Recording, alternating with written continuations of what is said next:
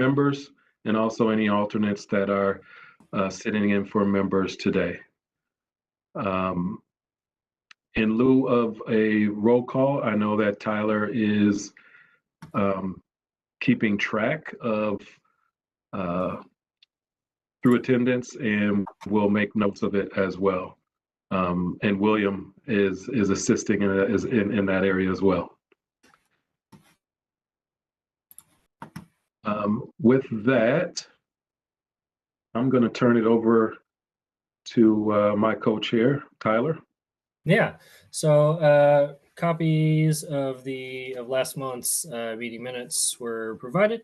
This is an opportunity if you've had a chance to review those. If you have anything that you would like to add or edits or anything that you would like captured to those minutes, we could either raise now or feel free to email either myself or Ashante with those at a later date. So I will open it up to ask, is there any one that would like to edit or add or amend anything from the previous minute?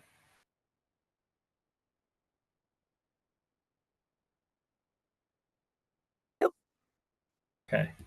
Hearing none, we then can move into the Green Line Extension Project update. I believe that be James? Dave. Unmute myself here. Yes, it is. Thank you Okay, very much, Tyler. Appreciate it. All right. And do I have control over the slides, or is that just something you'll? There we go. All right. Yeah, and quick note as we go through this, when you'd like the slide to be moved, please indicate that you'd like the next slide to be progressed to, so that we can make sure that things are following along with your content. Well, I'm having trouble with my camera again, so I'm sure you don't want to look at my torso, so I'm going to turn that off, folks. All right.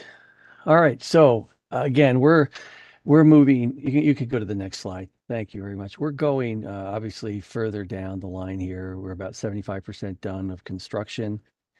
By the end of the year, as you know, we expect to turn over most of all up to segment 13, which is essentially through St. Louis Park near Lake Street area. And Systems is not too far behind. And this week and the next week, for instance, they're setting 6 or 7 more TPSS stations all the way into St. Louis Park. So a lot of progress in the west. So most of the photos that you're going to see here we're just going to run through quicker in the east. So here you see the vertical circulator, or what is otherwise known as elevators. You see there's one on both sides of the Kenilworth Tunnel area of Lake Street Bridge. Right now, currently, Lake Street Bridge has lane closures as we are installing new sidewalks, putting a little parapet wall in between pedestrians and the road eventually, and also the connections for the elevators to the bus connections on Lake Street. Next slide. These are always fun photos. You get down deep into the actual tunnel construction here. I think the relevance of this one. What's that? Is that a secant? Yep, secant. I don't. That maybe. Yep, that's secant. I think that's secant on that side. And unfortunately, Councilman Carr, I'm not as well versed as you may even be about construction on Minneapolis. I primarily focused on the west, so some of these side of distinctions you may be more capable of making them than I am. But just such a complex of construction down there. It's just look how small the folks are down there. You can see how deep that tunnel is as we move along. But again, this is the west heading, and this is encouraging because while the east heading is, way under construction, the exit of the tunnel, the west heading is making advances pretty quickly this year. They're doing a lot of work. Of course, the weather has helped out a lot too. You can see here the fire lift station, right, coming out of the ground, and back to the east heading there. You can see again the entrance to the tunnel, what it's going to look like as they prepare to put tracks in.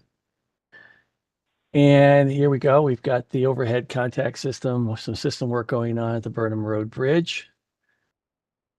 And of course, in Bryn Mawr, if you've been down there, this is a fabulous PED bridge that goes from 394, bringing pedestrians over to the elevators down to the Bryn Mawr station. And just more details of that station. It's fairly well advanced. and the curtain wall of the elevator shaft. Got the Metro Transit sign up there, the interior. It'll be all enclosed. And we've got another vertical circulator. I think it's the fourth one we have if you count Southwest Station. This one's at Bassett Creek. And that one connects with Van White. And then, of course, we've got the dual station here at Royalston Avenue Farmers Market Station. I believe the goal by the end of this year is to largely have most of the stations wrapped up.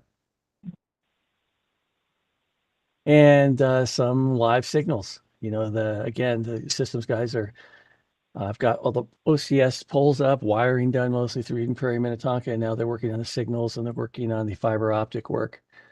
And we've got the lights turned on in the Highway 62 tunnel, which is exciting. We'll have a public walking tour in there later this summer, and just some more of the electrical equipment inside the signal house and the Opus station in Minneapolis, Minnetonka. This is an interesting site here. If you can pause here for a minute, these are two traction power substations. This is the only location at Shady Oak Station. You can see the Shady Oak Station to the left of the photo there. And this is looking east. So behind us is, say, our field office. And this is the intersection here roughly of the 17th Avenue extension from Hopkins coming south from Excelsior, connecting with our reconnecting of KTEL and Fifth. There's a lot going on here, but there are two TPSS stations here rather than just one. We have roughly 20 throughout the corridor. And the reason is because of I think it's the midway point, because of where we are. On average, there's like 13,500, I think, volts going through from AC to DC on the average station. I think we got a systems friend here who can probably elaborate on that, but and tell me and explain maybe why we have two here in more detail if people want to understand that. But this one, I believe, has like over 35,000 volts combined between these two TPSS stations. So this is a significant juncture here as we head west along the railroad, east rather, toward Torrey Field. And again, another TPSS station. As I said, in the next 2 weeks, we're putting in, I think that the APJB, our systems contractor, is dropping 6 or 7 of these. So this is under the Excelsior Bridge. This one will be super interesting because similar to an earlier TPSS station that we put in at a whiteboard down on Flying Cloud Drive, this one's going to require some hydraulics where they actually have some rails because they can't drop it directly on top of that. So they have to sort of drop it on the rails and then move it over. It's a pretty interesting process. And again, more OCS poles as we can continue the systems work again, as I said earlier, moving east and by the end of the year, moving toward Lake Street. That's a Beltline. You can see our PED bridge there. And a lot going on there too with the new crossing, the PED bridge, the train station. A lot happening, especially there's a lot of development in that area too, if you're familiar with it, economic development. And that is apparently the end of it. Thank you. Anybody have any particular questions?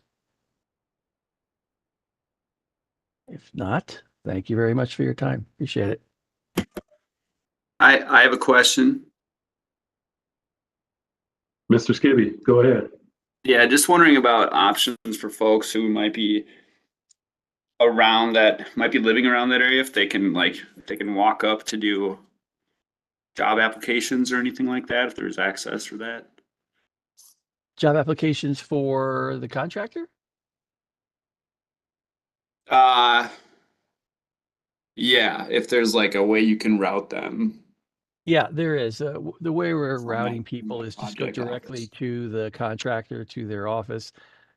We have, for instance, with the civil contractor, Kimberly Sanis is their communications person, their, outward leaning communications person, their outreach person, and I can get her information to you if you want. And she's probably the best source because she's also doing the external coordination for the systems contractor. So you're kind of killing two birds with one stone there. And so she'd be the person to contact and could take that a little further if necessary. Gotcha. I work for MnDOT, so I'll decline your Yeah. offer to get those referrals. But I appreciate it. Thanks for answering the question.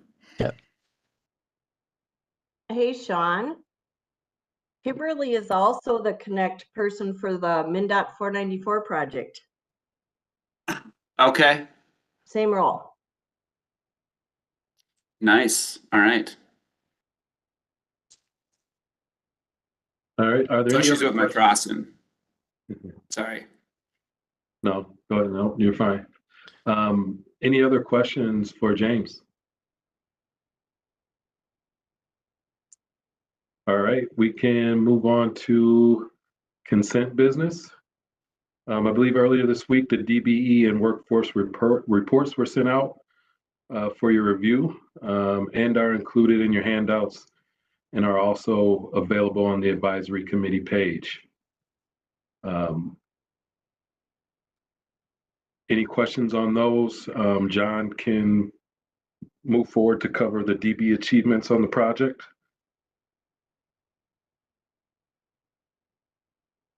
All right, I'll turn it over to John.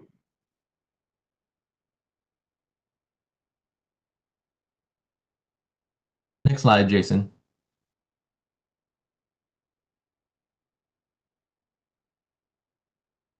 Thank you. So for DBE achievements, as of February 29th, we have the civil contract and the systems contract taking place, and the billings for those. I think that you know the contracts are proceeding forward. One thing that I would add is that if you look into your handouts, or it can be found on the webpage, we have the DBE progress reports for the billings for each contractor. I know Barb Lau is usually reviewing those pretty well. And the other thing I would like to share and point out is that there's been some negotiations between the council and the contractors regarding settlement payments. So one of the things that we found out that had occurred was that some of those settlement payments, which we cannot grant DBE credit for, was being counted towards the goal here. So we are working to reconcile those numbers. So that might impact the DBE achievement here after we reconcile it, because I think there's a bit about 10 million or so there that has been included in error. So we're working to correct that for the civil contract. The systems contract, we're putting things in place to prevent that from happening. So I'm communicating with them to make sure that that doesn't take place. And I believe aside from that, these are the numbers, and you have the reports. If there are any questions, I can answer them.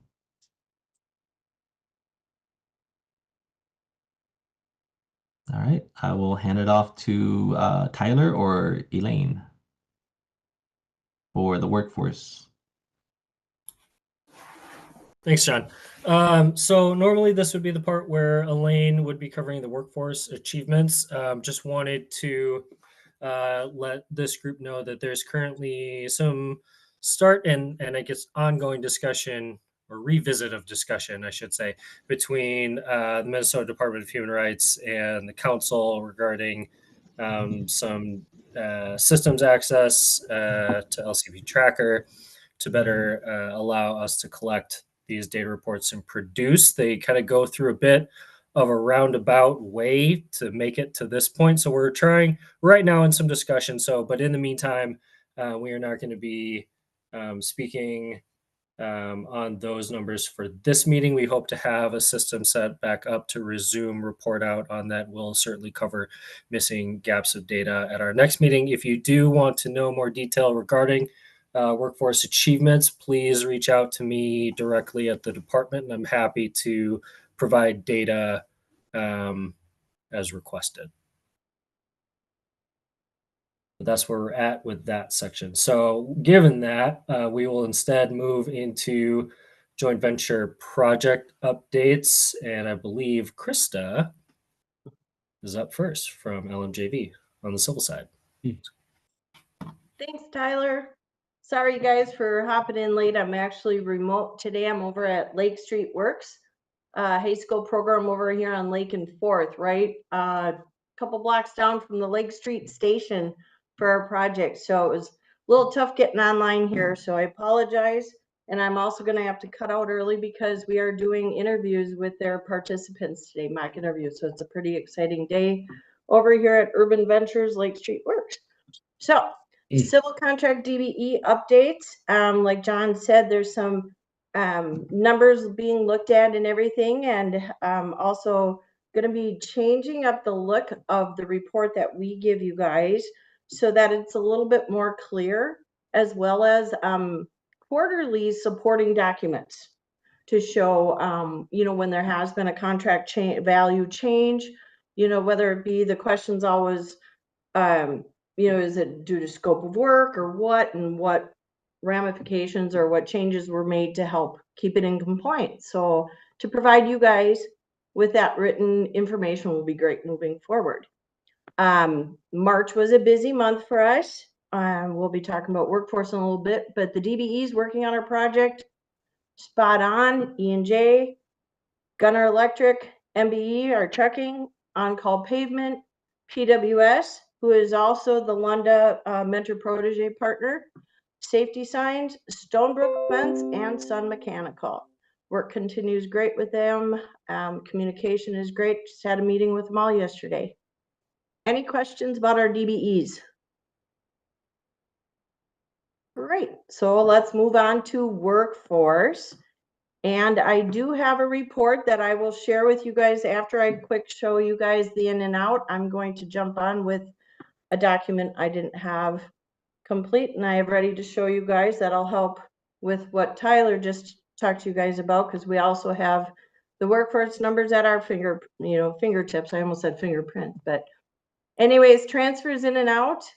We're going to start seeing a lot of moving around coming in, but also moving to other projects as they start up. This is, keep in mind, this page right here is just the LMJV, Lunda, and CS McCrossin information.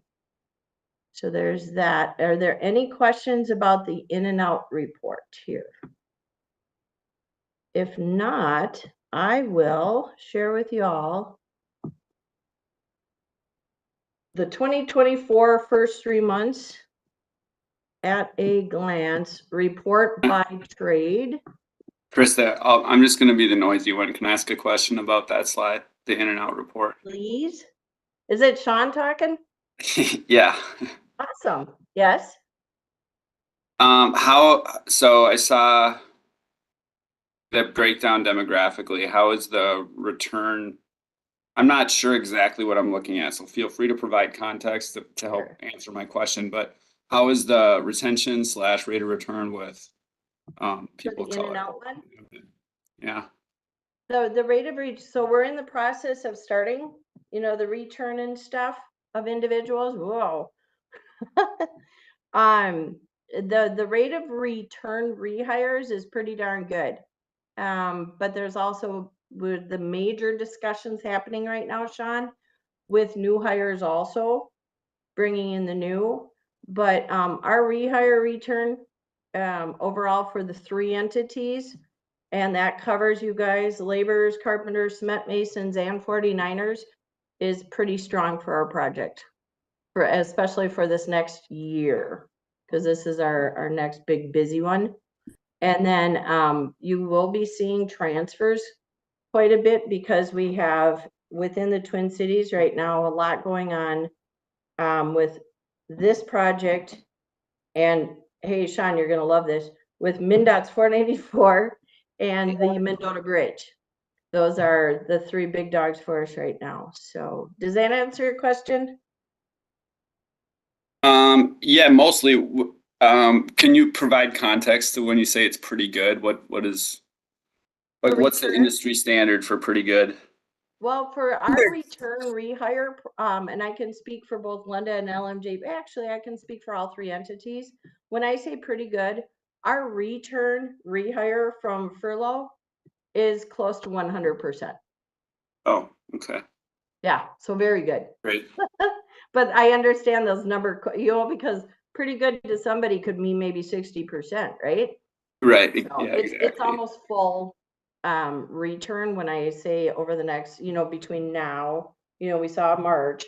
Well, onboarding right now, last on Monday, every Monday is our LMJV rehire or new hire onboarding training.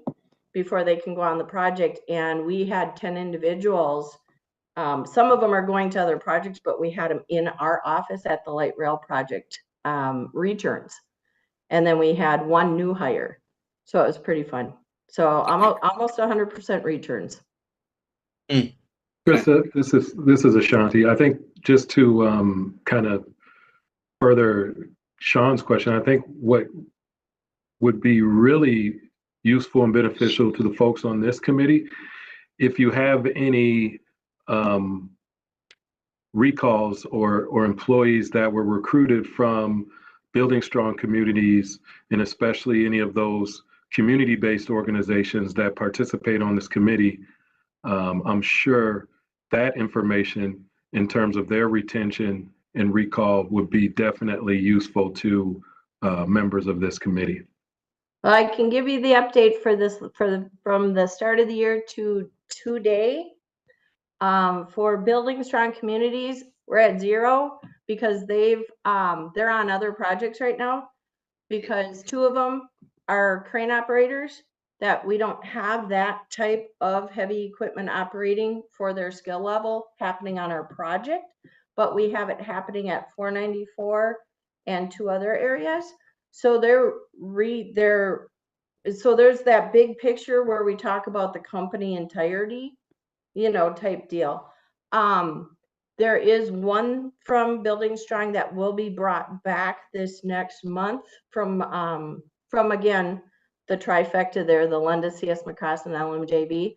But the other thing too, keep in mind, this is just us. We have our subcontractors. Minger has Building Strong Community graduates. PWS does, Egan does. So there's a multitude. So it's almost like maybe a quarter, Lee, I could give an update on where we're at with those. But the other thing too, the great thing that we'll be going into next, so this is the in and out report. And that was perfect timing for that, Ashanti. And I'm going to work on where I can put that here, because we do it. I think it would be great to have each month to show that. We did hire somebody just recently. His onboarding was this week from the Goodwill Easter Seals program, which is very exciting because it's an individual that I met on day 1 of their program for the winter. And our 6 events where we had opportunity to be with them, I was able to learn more about this individual throughout and helped him with his onboarding on Monday. It was so exciting, you guys. I mean, there's that personal level. He's not ready for his union apprenticeship yet, so we do have him working down in Coates, but we will be transitioning as his skill levels become greater. So it'll be a story that I hope to give you, updates on throughout.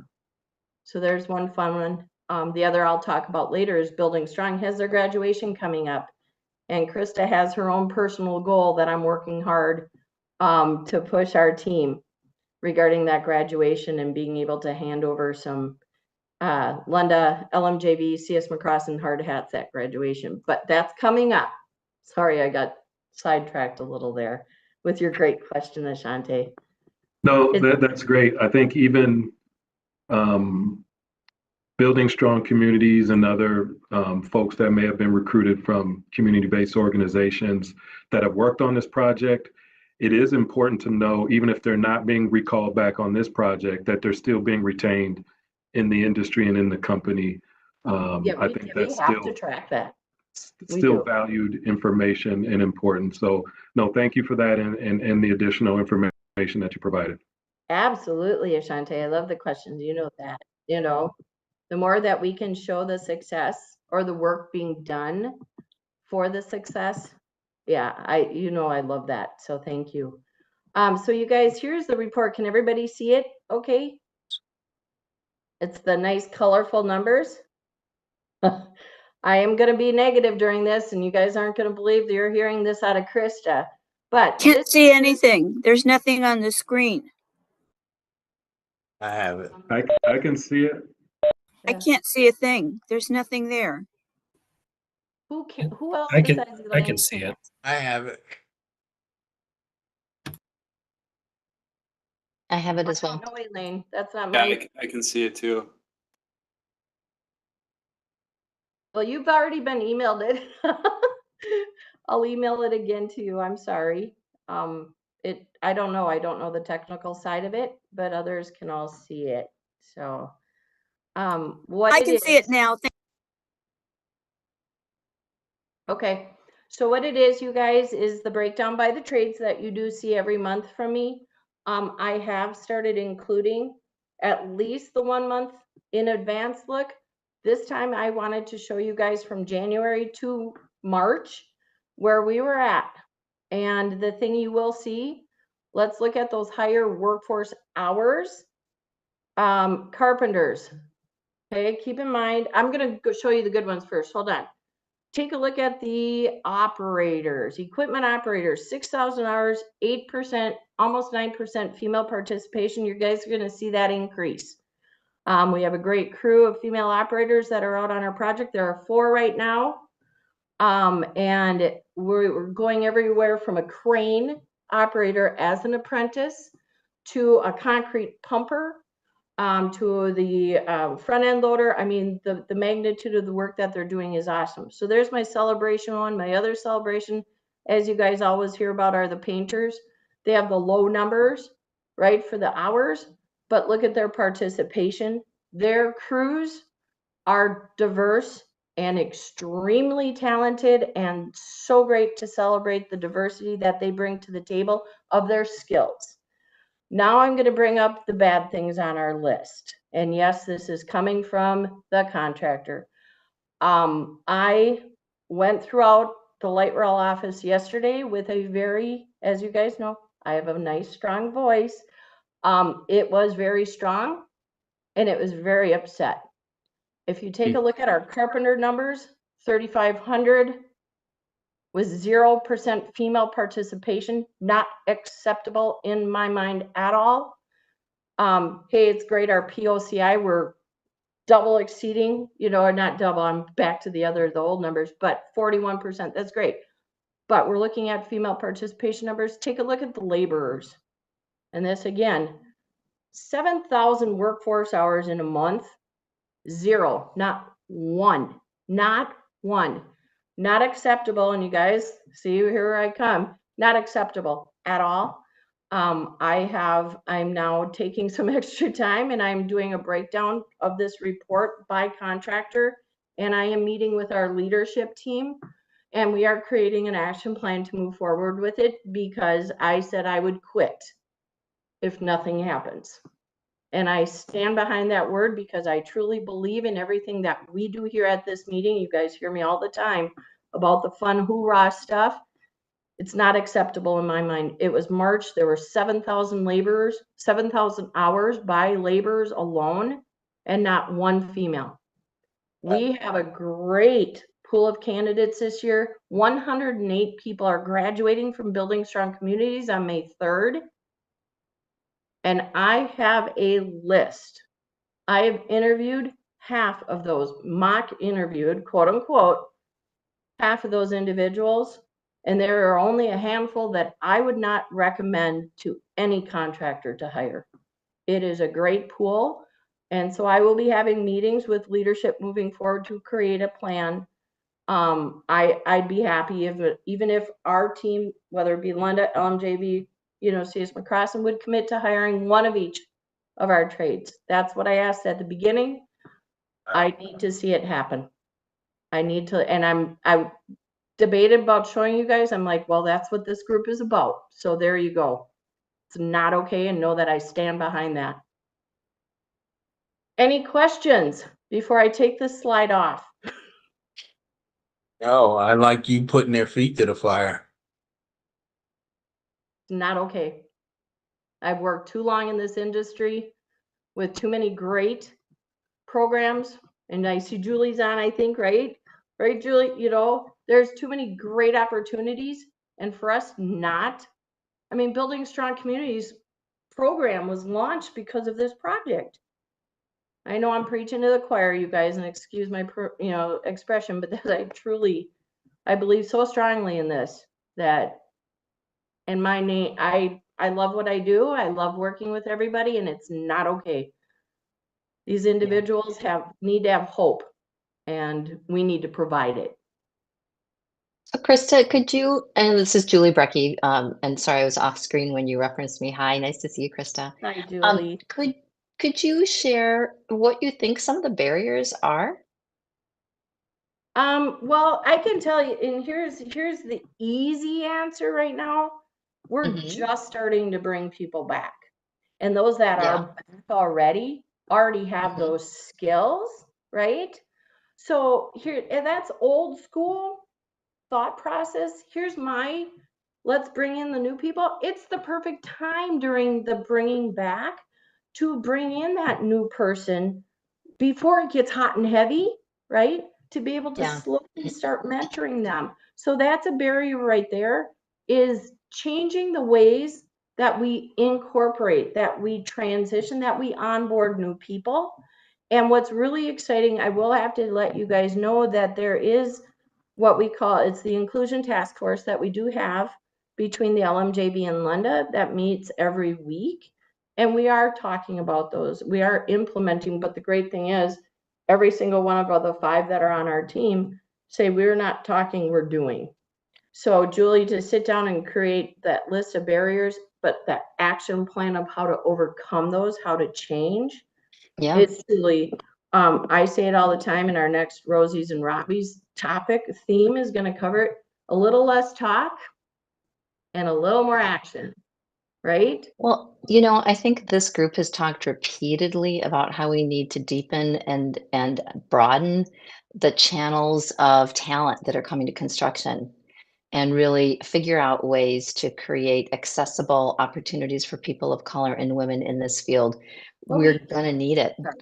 And there are good programs out there that are preparing people for entry-level jobs that will need the mentorship and the on-the-job training and the apprenticeship work. We know that in the nonprofit sector, we can get some of the basics done and the exposure and the introduction, but just like any other worker in this field, they will need the on-the-job training. People needed it a year ago, they needed it 5 years ago, they needed it 10 years ago, 25 years ago, 50 years ago. I have a daughter who's an air quality technician. She graduated with a 4-year degree. She has been taught more to be a miner and climb stacks and everything else. She's had on-the-job training that, of course, everyone is going to need.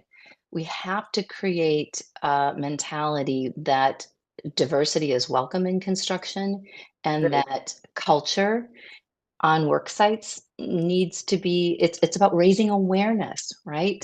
Yeah. Understanding our differences, appreciating differences, but also really looking at the history of on-the-job training, and everybody is going to need that kind of work and investment. So I hear what you're saying about mentorship, perfect time to bring people on. I just couldn't agree more. And I hope that instead of identifying the barriers, because I think we know them, I think you're right. We need to find ways and people who can be champions that can elevate why this is such a great investment. And it actually does positively impact your bottom line if you have a diverse workforce. In fact, your customers who are going to be hiring contractors are going to be asking for that. They want to see that. They value that. And so having a great answer for how that's working, definitely in the long-term interest of every business involved in this project and future projects. Thanks, Julie. I couldn't agree with you more. And bottom line, the quick answer to that, you guys, and you've heard it, it's the contractors, the contractors being open and committed to supporting these programs. Everybody loves to check the box and say, hey, I'm on Goodwill Easter Seals, I'm on this one, I'm on that one, right? Bottom line, it's that next step. You also need to be committed to bringing those individuals in to your company. And that's the part that I finally put my foot down and said, hey guys, I'm out there, I'm representing, but wait a minute. I no longer, and I shouldn't even have this on, I represent the individuals that are looking, the individuals that are going through our great programs and finding those right contractors that are open to that commitment. Okay, you guys, and We have them. We just need to wake them up, you know, because And without Krista, that commitment, yeah. we could have all the programs in the world, but if you don't Mhm. have contractors that have that open commitment to want to do it and to be Yes, open to do it, 100%. we're And I giving will, everybody false hope. So, I mean, you and yes. I could talk for, you know. I know. Well, I'm just going to say one other thing. I do think we have great programs, but if any of those training programs are falling short, I can tell you we develop short-term, longer-term job training programs all the time. The only way they get better is if we're collaborating with the end user, the employer. We co-create Absolutely. curriculum. We identify what are the learning outcomes that someone needs to be prepared for the job. And so if we're not hitting the mark, we need to know that. But I agree Right. with you. I think there's some really great programs out there, but they can always be better. And that takes collaboration and the willingness to help inform curriculum and instruction. Agreed. Thank you, Julie. It's great seeing you. All right, let's go on to the next slide, unless there are any more questions about the trade breakdown. We can go to the next one. And this is where, here's the Krista fun time, you guys. I just gave a quick overview for those that did miss the last one. Here was what we've had happening. We had the great second talk with the trades event. There were 40 participants from the program that were there. They are ones that were designated, you know, highway heavy. We didn't have all 108 because they're not all interested in highway heavy, right? But I figured out of 108, we got 40. That's not a bad percentage there, you guys. But anyways, we had 6 different unions represented there. Great people, both from our field through Lunda, CS McCrossin, but also our union representatives that came and supported. Was awesome. We do have the surveys that I will share with you guys from the participants, but I will also let you know that our task force is working feverishly and nicely with Lunda and CS McCrossin to take the 6 that we really thought would be a great part of our team and find out where their role could be within our companies. My fingers and toes are crossed, but I'm working hard and heavy, and I can't wait to keep you updated on those. Any questions about what we've done before I go on to the next slide of what we're doing? Great. Moving along, because I know Mike wants me to hurry up. No, I'm just kidding. Helmets to hard hats, you guys. I've been meeting with Justin lately because with all these things that we're involved with, they are also. So why aren't we working together? Which we are. So we are actively involved with helmets to hard hats. We have the Lunda CS McCrossin. Our project is on their website that has thousands upon thousands of people across the country looking for postings. Minnesota is a great place. So I'm working closely there, but also working with our subcontractors on getting them to utilize helmets to hard hats and the great job board, the great events and everything. Justin, hold on. Whoa. Just presented yesterday. We had our subcontractor meeting yesterday that, you know, we have this meeting every month. The presentation was there for helmets to hard hats and what they have to offer for all of our contractors. It was great. We already have 3 contractors from that meeting that are actively on and have job positions posted with them.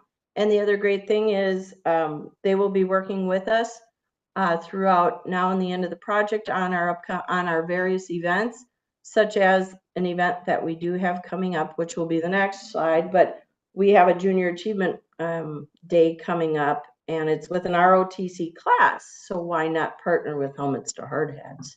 So if you could go to the next screen, please. Mm-hmm. Here's the current. Oh yeah, look at this. Building Strong Communities graduation, May 3rd. Holy moly, we meet every week planning for this huge event. And we have, Sean, you are one of the people invited, but everybody here is also invited. We have speakers coming from the Department of Labor and Industry, coming from DEED, coming from Excel, coming from, I'm going to miss a few, but rumor has it, we have a very special guest speaker coming, the governor, or somebody from his office, but it looks like there might be an actual attendee there. But anyways, it's huge. The planning and people involved with it is massive. But the Lunda LMJV is the contractor assisting with this event. It's going to be awesome. I will be reaching out to you guys, making sure that you have your invitation from me, and that depending on who is coming and who's representing, so I can make sure that I help you that day with this great event. Any questions about that one? If not, we'll go to the next one. Coming up, here it goes, right? Oh, I don't have them in order. Shame on me. We already talked about building strong communities. Lake Street Works is, I'm in their conference room right now, you guys. If people have not, I won't make you dizzy. I'm in their boardroom. And if I opened up the window, you could see across the street to Urban Ventures. It's a great location. We have mock interviews today that start. I've seen some of the students come in already. It starts in a little while and it goes all the way to 7 o'clock tonight. It's going to be a great one. Their graduation is set for May 8th. And another exciting event, Junior Achievement. This is the one that's taking up all my non-workforce hours. And that is our Amazing Rails event that we are hosting at the Junior Achievement facility, right in front of the original light rail project on University in St. Paul. We have 30 students coming from Humboldt High School from their ROTC program to hear about our project. We have 5 individuals, young individuals from the light rail project, presenting about how they got to where they are today. Great stories, crazy pathways. You know, it just shows the different ways you can get there. We have one that was military and came from Texas. His story, he is now project manager in charge of our change orders for the project. He is also an active fireman. So it's kind of fun to see these different things, but that's Junior Achievement Day. First half is that. The second part, we're inside having pizza lunch, but while they're having their pizza lunch, they also have 4 stations where they can go around and drive mini excavators. But they can also, we're going to have a build the bridge challenge where they get a set amount, each table, teams of 5, get straws, tape, paper, and coins to build their bridge within that hour. And whichever holds the most coins is the winner. So it kind of gets their minds thinking about the different bridges and stuff. But this whole time, they'll be sitting with different people that are a part of the project. So that's kind of an exciting thing for the Junior Achievement. Then we have the Great MinCon Crew. This is our 10th annual event. I think I have the date wrong on there. I did share the flyer with you all the other week, but I will share it again. It's at the Carpenters Hall. And I can't find the date, but anyways, May 14th is, I thought it was the 15th, but sorry, doing too many things at one time. The other great thing that is on the radar, we have our first meeting tomorrow, is we are bringing Rockin' the Rails back, you guys. All of our unions said yes. When are we doing it? Let's get it going. So we are doing the 2024 Rockin' the Rails hands-on outdoor event for our Minneapolis community. We are looking at late September, early October for this event. We have a location at our fingertips that we are really, really hoping. It's right down from one of the Met Council, the Met bus, the transit area. I bet some of you could even guess. But anyways, tomorrow is our meeting. We open it that if anybody here would like to be a part of that planning on the government side for this great event, we would love to have you there. Let me know in an email and I will make sure you are included in that. Otherwise, this is just the kickoff meeting. We will be meeting every other week regarding this because of how important it is for our community. Any questions about upcoming events? Yeah, I have a question.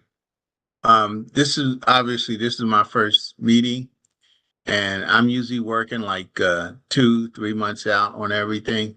So I'd just like to get this going forward as early as possible, and I'll try to make uh, as many as I can. That is awesome, Tyrone. I can't wait to meet you in person. It's an honor. It's just an honor to be part of this. Love having you here. Thanks, Thank you. Tyrone. Anybody else? Wow. I love that smile, Ashante. And if there's nothing else, I do believe that was my last slide. Ta-da! Thanks, guys. Thank you. Thank you. I think we can, next on the agenda would be Mike Tony from LMJV in the systems contract. Mike, take it away. Thank you, Ashanti. Thank you, Krista. Good afternoon, everybody. So just some of the outreach events that we're participating upcoming. Junior Achievement, we're going to join LMJV on the 2nd. Building Strong Communities, we're going to attend that on May 3rd. Mock interviews at Summit Academy on May 10th. So that's going to be the upcoming events for us. And we're certainly participating, rocking the rails come September, October. So we're looking forward to that. As far as the workforce for February, we worked about 5,800 hours for the month of February. Due to the good weather, we were able to break ground and work in the ground. So those numbers hold true. About 75% of the work was performed by the electricians. So out of the 5,800 hours, 4,200 hours were worked by electricians. The laborers are in and out, even though there's a relatively large number of them. You know, their average is about 3 days or maybe 4 days for the month. 4 days, 1 day a week, I guess. Just because of the sporadic digging those small traction power stations, signal houses, just putting in the foundations for that. So in and out in a week or a couple of days. So it's not a lot of hours there, but the number of employees is pretty great. POCI is about 24%. People wise for women, it's 5%. For hours wise, it's a little bit higher. It's at 7%. So that's what we stand for February. So it was nice to have work in February. We weren't expecting to do anything at all. So that's good. And we're picking it up in March, like what was expressed earlier. Next one. We had Gunner Electric out there for a little bit, Bald Eagle, and then Motron Builders. Those were our DB subs working out in the field during the month of February. And I think that's it.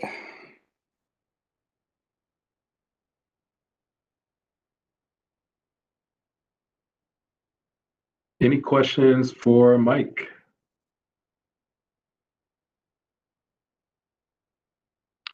All right.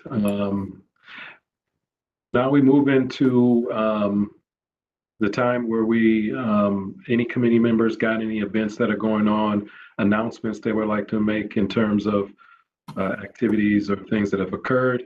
I have a couple, but I will go last and open up the floor for anyone who has any announcements.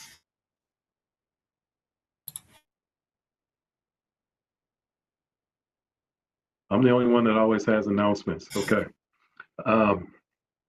It's not because I just like talking either. What I will say is that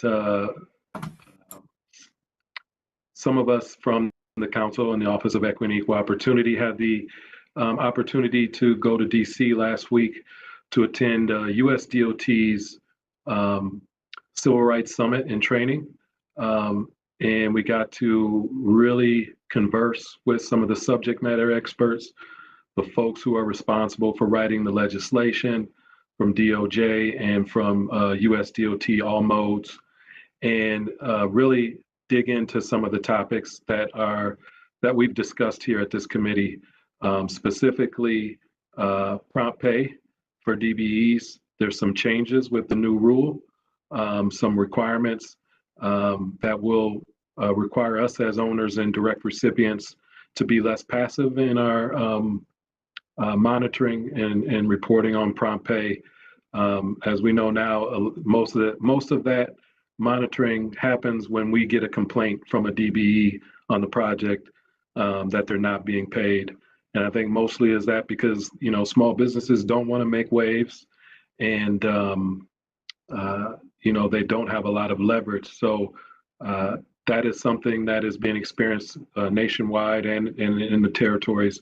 And USDOT has decided to force the hand of us as recipients and owners to do a better job of monitoring. And they have clarified, you know, some of the different definitions around prompt pay, which they think are very clear. I'm not sure I completely agree with that, but nonetheless, there's some changes coming from that. Also, there are some sessions on local hire. I know that is definitely something we've talked about, and making sure that the folks that are impacted in the communities that some of these lines go through, that they can benefit from a workforce standpoint in the project. And that was a focus session that we again got a chance to dig into and talk about with some of those subject matter experts. There's a lot of other changes, and I think this will definitely be with the new DBE program rule. So I hope both Sean and Johnny will be at our next menu CP meeting, because we need to start thinking about putting together some plans, not only for ourselves as menu CP, but some information sessions around the new changes that need to be, agencies need to be compliant by May 9th. They've only given us 30 days. And there are some new expectations for program participants, contractors, stakeholders, as well, that we want to make sure that you are aware of when you participate on our projects. Also, I may have mentioned this at the last meeting. We're getting some good response. Again, a big portion of it has come out of the discussions and feedback that we've received from this committee relative to, we are, for our first time in our history at Met Council, we're allocated some funds to do some small business supportive services, training, technical assistance, and help with access to resources. That has kicked off. I know the first course that's taking place, I think we got over 60 small businesses registered for construction safety. That was something identified as a need area for our small businesses. We also will be kicking off some trainings going on throughout June before we take a break and reinitiate those trainings come fall. But some of the other trainings that are being offered are how to respond to RFPs, as well as the change order process, understanding the change order process, and how to find business with Metropolitan Council. So I wanted to make sure folks were aware of those things that are moving forward. And with that, if there's no other announcements, I'll turn it over to Tyler. Thanks, Shanti. Now is the time in our agenda when we welcome public comments from any of community members that may be attending. John, do we have anyone registered? No, we don't.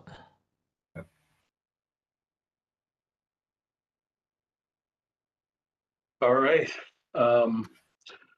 Our next meeting is May 16th, from 2 to 4 p.m. It is also virtual. I think the next time we'll be in person is June. Is that correct?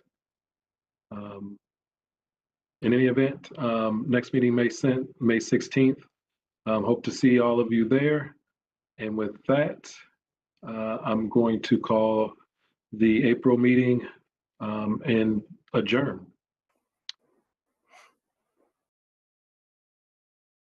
Bye. Thank you all. Great meeting, everybody. Thanks. All right.